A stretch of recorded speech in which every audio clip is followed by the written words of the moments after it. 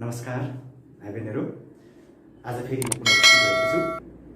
आज म कक्षा 10 को नेपाली किताबको वर्षा कविता पढाउन गइरहेको छु। वर्षा कविता महाकवि लक्ष्मीप्रसाद देवकोटाले लेख्नुभएको। लक्ष्मीप्रसाद देवकोटालाई हामी महाकविको रूपमा चिन्छौँ र देवकोटाको जन्म विक्रम सम्वत 1966 साल कार्तिक 27 गते लक्ष्मी पूजाको दिन भएको थियो भाइ बहिनीहरू। त्यस्तै गरी उनको मृत्यु विक्रम सम्वत 2016 भाद्र 29 गते काठमाडौँमा भएको थियो भाइ बहिनीहरू। लक्ष्मीप्रसाद देवकोटाले शिक्षाको क्षेत्रमा बीए, बीएल र एमए मेजर इङ्ग्लिसमा अथवा ऐच्छिक अङ्ग्रेजीमा गरेका छन् भाइ बहिनीहरू। त्यस्तै गरी उहाँलाई हामी साहित्यको क्षेत्रमा विविध माध्यमबाट चिन्छौँ भाइ बहिनीहरू। उहाँले लेखेका कृतिहरूमा उहाँले महाकाव्य, खण्डकाव्य, उपन्यास, निबन्ध र कथा लेखेका छन्। उनलाई हामी एउटा नेपाली भाषाका महारथीका रूपमा उनलाई हामी चिन्छौँ भाइ बहिनीहरू। त्यसैले उनले लेखेका महाकाव्यमा शाकुन्तल, सुलोचना, महाराणा प्रताप आदि रहेका छन् भाइ बहिनीहरू। त्यस्तै गरी उहाँले लेख्नुभएको खण्डकाव्यमा मुनामदन, लुनी, कुञ्जिनी अनि बसन्ती आदि खण्डकाव्य उहाँले लेख्नुभएको छ भाइ बहिनीहरू। त्यस्तै गरी उपन्यासमा उहाँको चम्पा भन्ने उपन्यास प्रख्यात छ भाइ बहिनीहरू। त्यस्तै गरी कथामा लक्ष्मी कथा सङ्ग्रह रहेको छ। त्यस्तै गरी निबन्धमा लक्ष्मी निबन्ध सङ्ग्रह लेख्नुभएको छ भाइ बहिनीहरू। त्यस्तै गरी निबन्धमा दाडिमको रुखनेर भन्ने निबन्ध पनि उहाँले लेख्नुभएको छ भाइ बहिनीहरू। भाइ बहिनीहरू, महाकवि लक्ष्मीप्रसाद देवकोटा भन्ने बित्तिकै बहुप्रतिभाका धनी व्यक्तित्वको रूपमा पनि उहाँलाई चिन्छौँ र उहाँले साहित्यको क्षेत्रमा उल्लेख्य योगदान दिनुभएको छ र नेपालको राष्ट्रिय प्रज्ञा प्रतिष्ठानको एउटा संस्थापकदेखि लिएर त्यसको चाहिँ एउटा विकास गर्नेदेखि लिएर उहाँले नेपाली भाषाका महारथीका रूपमा विभिन्न थरीका कार्यहरू गर्नुभएको छ भाइ बहिनीहरू। उहाँले यी साहित्यका क्षेत्रमा योगदान दिए बापत उहाँले विभिन्न थरीका सम्मान र पुरस्कारहरू पनि प्राप्त गर्नुभएको छ भाइ बहिनीहरू। त्यसैले गर्दा हामी कविलाई लक्ष्मीप्रसाद देवकोटालाई महाकविको रूपमा चिन्छौँ भाइ बहिनीहरू। हामी यस कविताको लयबोध, भावबोध र किताबको अभ्यास पनि गर्नेछौँ। परीक्षामा आउने मात्र अभ्यास गर्नेछौँ, सी एक्जाममा आउने। अब हामी यस कविताको लयबोधतिर जान्छौँ भाइ बहिनीहरू। लयबोधमा यो कविता मन्दाक्रान्त छन्दमा लेखिएको छ भाइ बहिनीहरू। केमा लेखिएको छ? मन्दाक्रान्त छन्दमा लेखिएको छ र यो कवितामा जम्मा 17 वटा अक्षरहरू छन् भाइ बहिनीहरू। तपाईँले गर्न सक्नुहुन्छ। आइन् वर्षा हर चढी वायु पंखी विमान भनिसकेपछि यहाँ गर्नु होला भाइ बहिनीहरू। एउटा दुईटा यो आदि अक्षरलाई गनिँदैन, आदि अक्षर छ नि यसलाई गनिँदैन। 1 2 3 4 5 6 7 8 9 10 11 12 13 यो आदि अक्षरलाई गनिँदैन। 14 15 16 17 भाइ बहिनीहरूले के बुझ्नुपर्छ भने कवितामा आदि अक्षरलाई गनिँदैन भाइ बहिनीहरू। यो छन्दमा लेख्दाखेरि आदि अक्षर चाहिँ किन हालिन्छ त भन्दाखेरि भाषाहरू अथवा शब्दहरूको मिठास नआउने हुनाले हामीले आदि अक्षर लेख्ने काम गर्छौँ भाइ बहिनीहरू। त्यसलाई खुट्टा काटेको हुन्छ, त्यसलाई चाहिँ यसमा 17 वटा अक्षरमा आदि अक्षर काउन्ट हुँदैन अथवा आदि अक्षर गनिँदैन। हामीले यहाँ एउटा आदि अक्षर छ, यहाँ दुईटा अक्षरलाई हामीले गन्दैनौँ। नगनिकन काउन्ट गर्दा के हुन्छ? 1 2 3 4 5 6 7 8 9 10 11 12 13 14 15 16 17 हुन्छ भाइ बहिनीहरू। अब यो कविताको लयमा लाँदाखेरि हामीले यो कविता मन्दाक्रान्त छन्दमा लेखेको छ र यसमा जम्मा 17 वटा अक्षर हुन्छन्। 17 वटा अक्षरमा 4 वटा अक्षरमा गएर विश्राम हुन्छ र त्यसै गरी 10 अक्षरमा गएर के हुन्छ? विश्राम हुन्छ भाइ बहिनीहरू। अब हेर्नुहोस्, 4 अक्षरमा विश्राम भनेपछि यहाँबाट हेर्नु होला। एउटा अक्षर, दुईटा अक्षर यसलाई गनिँदैन भाइ बहिनीहरू। 3टा अक्षर, 4 अक्षर यहाँ पुग्यो। यो आदि अक्षरलाई गनिँदैन। 1 2 3 4 अक्षर गएर यहाँ गएर विश्राम हुँदैछ भाइ बहिनीहरू। यहाँ गएर विश्राम हुँदो रहेछ। फेरि 10 अक्षर, यहाँ 4 भइसक्यो, 5 6 7 8 9 10 फेरि यहाँ गएर के हुँदो रहेछ भाइ बहिनीहरू? विश्राम हुँदो रहेछ। यहाँ 4 मा गएर विश्राम, यहाँ 10 मा गएर विश्राम गर्छ भाइ बहिनीहरू। अब कसरी हो नि त भाइ बहिनीहरूले प्रयास गर्नु होला। एउटा म गाएर सुनाइदिन्छु। अब यहाँ लगेर विश्राम हुनु पर्यो 4 मा, यहाँ 10 मा विश्राम हुनु पर्यो भाइ बहिनीहरू। आइन वर्षा हर हर चढी वायु पंखी विमान भनेर यसरी जानु पर्यो भाइ बहिनीहरू। आइन वर्षा हर हर चढी वायु पंखी विमान भनेर हामीले 4 वटा अक्षरमा र 10 वटा अक्षरमा गएर विश्राम गर्नुपर्छ भाइ बहिनीहरू। यसरी नै तपाईँले कविताको लयमा म भनिदिन्छु, भाइ बहिनीहरूले म सँगसँगै गाउनु होला र लयपछि म के गर्छु, भावबोध गर्छु र अभ्यास पनि गराउनेछ भाइ बहिनीहरू। भाइ बहिनीहरूले अब कविताको लय म सँगसँगै के गर्नु होला, गाउनु होला भाइ बहिनीहरू। भन्नु होला 4 अक्षर र 10 अक्षरमा विश्राम लिएर भाइ बहिनीहरू।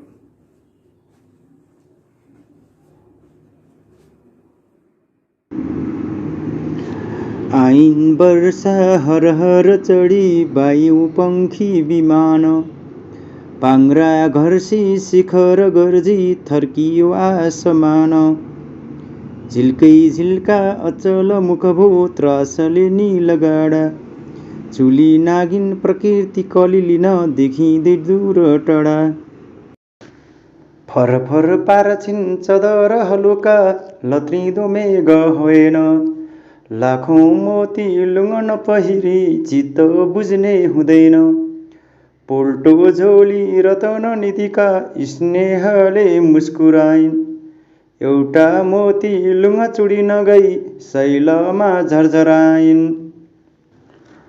आशंकाले भुरभुर गुडै सम्झिँदा पङ्ख नाना जाऊ बच्चाहरू नतर्सुन् गर्दिँदा स्वर्ग छाना लरबर गर्दा कुशल कमिला लौ गरे है हतार त्यसै ओर्ली चिर चकरिँदो चिल होला अबेर धुली खोला सलिल बर्सी सानो जस्तो अटुट पाई प्राणी अमृत लहरी फस्टिने छन् अछुट दौरामा छन् जलदी दुईता साम्य कारुण्य महाव फैली चाँडो मुख बनीको हुन्छ आनन्द लुट पृथ्वी फलिन् सलिल कलिली धानले छापिएर गाई रोपलान् चहेल बयसी दृक बिजुली लिएर बाली राम्रो तिण अति हरा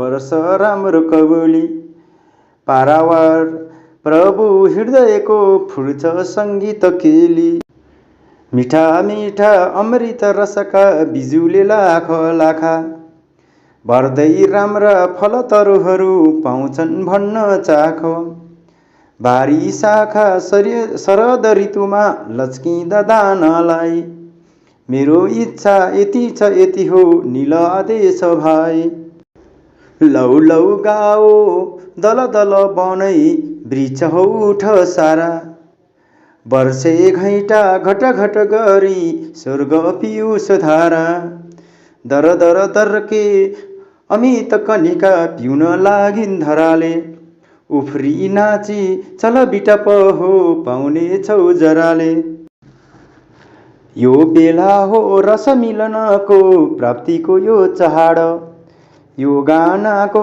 गगन जनको कल्पनाको बहाड यो पौडीको सुख जलधिमा फूल रातो असारे झण्डा सम्झी मुजुर मन भई पिच्छमा रङ्ग धारे। धन्यवाद।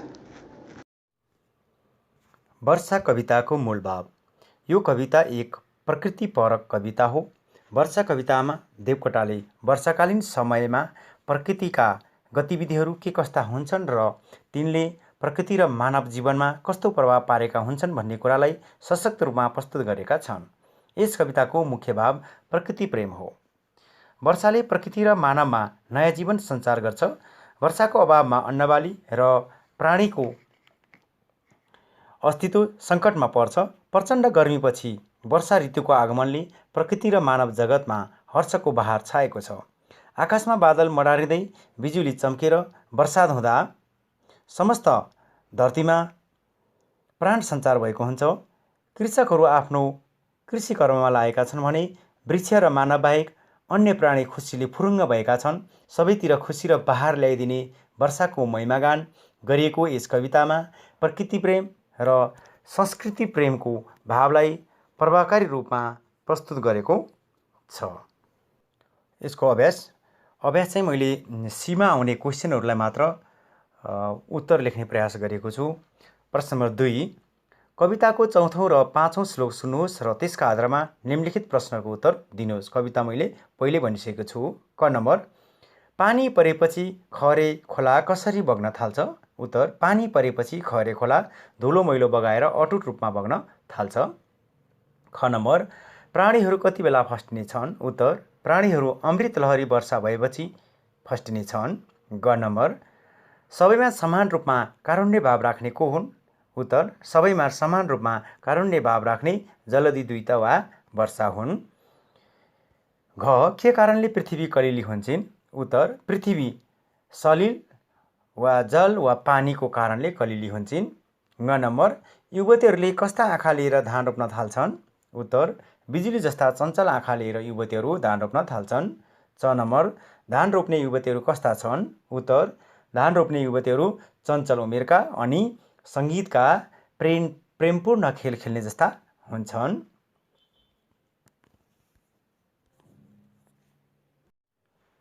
प्रश्न नम्बर 6, तलका प्रश्नको उत्तर भन्नुहोस्।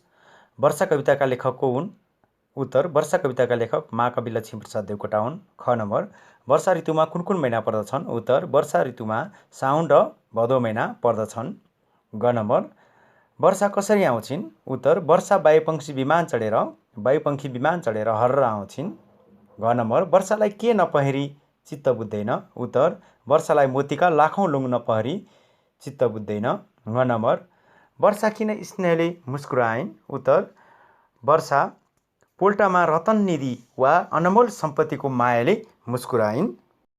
प्रश्न नम्बर 10, कविताको 6औं श्लोक मौन पठन गरी तलका प्रश्नको उत्तर दिनुहोस्। भाइ बहिनीहरू 6औं श्लोक पढ्नुहोला, त्यसको आधारमा उत्तर भन्नेछु। क नम्बर, वर्षामा बिजुले के भर्छन्? उत्तर, वर्षामा बिजुले मिठा मिठा अमृतका रस भर्छन्। ख नम्बर, तरुहरू सबै प्राणीलाई के भन्न पाउँछन्? उत्तर, तरुहरू सबै प्राणीलाई राम्रा राम्रा फलहरू चाख र मलाई हेरेर आनन्दको अनुभूतिको लागि अनुरोध गर्न र भन्न पाउँछन्। ग नम्बर, रुखका हाँगाहरू आफ्नो फलदान गर्नलाई कहिले लच्किन्छन्? उत्तर, रुखका हाँगाहरू आफ्नो फलदान गर्नलाई शरद ऋतुमा लच्किन्छन्। घ नम्बर, कविको इच्छा के छ? कविको इच्छा सबैले शरद ऋतुमा लच्किएका दानाहरूलाई खानु वा चाख्नु भन्ने इच्छा वा नील आदेश रहेको छ। ग नम्बर, तरु, नील, शाखा र आदेश शब्दको अर्थ के हो? उत्तर, तरुको अर्थ वृक्ष या रुख, नीलको अर्थ नीलो वा नील, शाखाको अर्थ रुखको हाँगा, आदेशको अर्थ कुनै कामका लागि ठुलाले सानालाई दिने आज्ञा वा निर्देशन। प्रश्न नम्बर 15, पाठका आधारमा संक्षिप्त उत्तर लेख्नुहोस्। क नम्बर, वर्षा ऋतुका विशेषता के हुन्? उत्तर, वर्षा ऋतुका विशेषता यस ऋतुमा लगातार पानी पर्नु, बोट बिरुवा वा बालीनाली लगाउन योग्य जमिन हुनु, जमिन सधैँ रसिलो हुनु, जमिन कलिलो या मलिलो हुनु, सिँचाइको मात्रा वृद्धि हुनु वर्षा ऋतुका विशेषताहरू हुन्। ख नम्बर, वर्षा भएपछि प्रकृति र मानवमा के कस्ता परिवर्तन देखा पर्दछन्?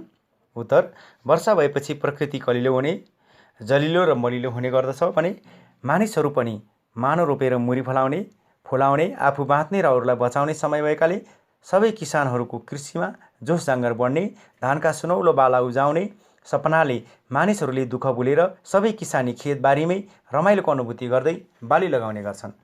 यसकारण वर्षा भएपछि प्रकृति र मानिसमा यस्तै खालका परिवर्तनहरू देखा पर्छन्। ग नम्बर, वर्षापछि रुख वृक्षहरूको के कस्तो इच्छा हुन्छ? उत्तर, वर्षापछि रुख वृक्षहरूको नाच्न, गाउन, उफ्रन, उठ्न र जराबाट अमित कनिका लिने इच्छा गर्छन्। साथसाथै खुसीले एक भई उठ्ने र गाना गाउँदै आकाशबाट पिउस वर्षेको आनन्द लिने इच्छा वर्षापछि रुख वृक्षहरूको हुन्छ। घ नम्बर, वर्षालाई किन सुखको जलधिमा पौडिने समय भनिन्छ? उत्तर, वर्षामा आकाशको रस धरतीमा मिलन हुने र पृथ्वीलाई नै कलिलो बनाउने प्रकृति सङ्गीत रूपी वर्षाबाट गुन्जेमान हुने, मनमा रङ्गीन इच्छाको बाढी चल्ने र विभिन्न थरीका चराचुरुङ्गी, मनुष्य र प्रकृति पनि रमाउने भएकाले वर्षालाई सुखको जलधिमा पौडिने समय भनिन्छ। प्रश्न नम्बर 17। कविले वर्षा कवितामा प्रकृतिको वर्णन कुन रूपमा गरेका छन्? विवेचना गर्नुहोस्। उत्तर: आधुनिक नेपाली साहित्यको क्षेत्रमा स्वतन्त्रवादी काव्यधाराका अग्रणी प्रतिभा लक्ष्मीप्रसाद देवकोटाद्वारा लिखित वर्षा शीर्षकको कवितामा वर्षा ऋतुका बेला प्रकृति मानवमा देखिने परिवर्तनलाई अत्यन्त भावुकताका साथ प्रस्तुत गरिएको छ। देवकोटा स्वयं प्रकृतिप्रेमी कवि हुन्। उनलाई प्रकृतिका हरेक गतिविधिले भावुक र संवेदनशील बनाइदिन्छ। उनी प्रकृतिसँग मजाले दोहोरो कुराकानी गर्न सक्छन्। वर्षा ऋतुको बेला प्रकृति र मानवमा देखिएको परिवर्तनलाई वर्षा कवितामा उनले स्वाभाविक रूपमा प्रस्तुत गरेका छन्। कविले यस कवितामा वर्षा ऋतुको महिमागान गरेका छन्। अत वर्षा ऋतु प्राकृतिक समय विभाजन अनुसार श्रावण र भाद्र महिनामा पर्छ।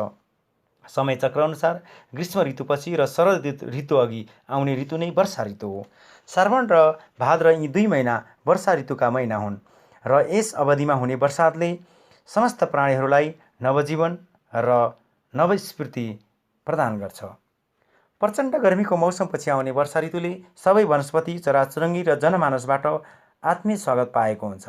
वर्षाको आगमनले कविका अनुसार नयाँ जीवनको सञ्चार हुन्छ। वर्षा हर्र गर्दै वायुपङ्खी विमान चढेर अनेक गर्जनसहित आउने गर्छ।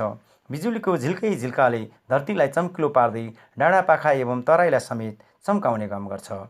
चराहरूलाई मेघको आवाजले तर्सित बनाएर केही समयपछि आनन्दित बनाएर वर्षा भइरहेको हुन्छ। पृथ्वी धानले सजिएकी हुन्छन्। चञ्चल युवतीहरूले धान रोपिरहेका बेला बिजुलीले मिठो सङ्गीतको धुन प्रभावित गर्छ।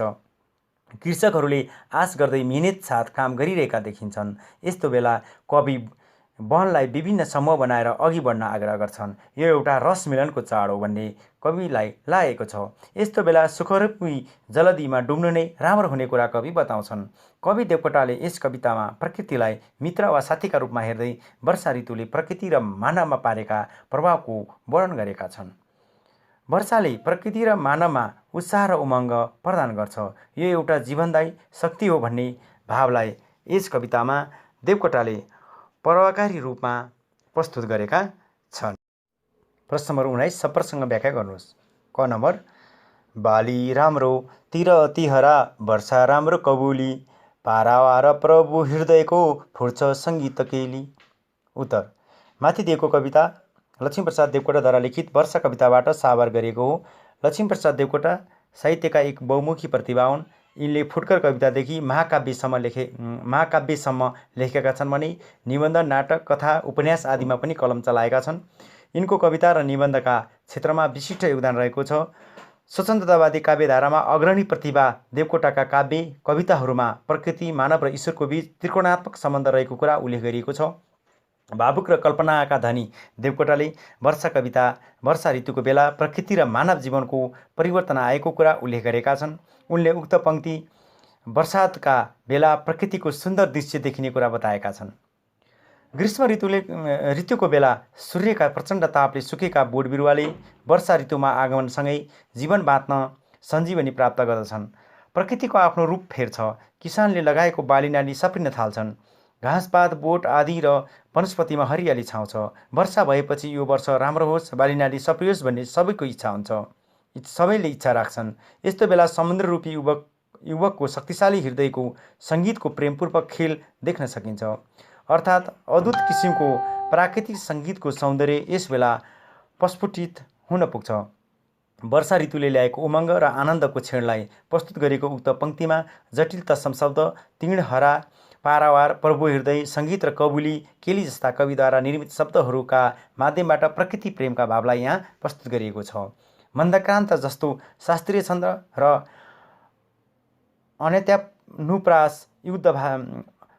अन्त्यानुप्रास युक्त भाषा शैलीका माध्यमबाट कविले प्रकृतिप्रतिको उच्च प्रेमलाई सशक्त र प्रभावकारी रूपमा प्रस्तुत गरेका छन्।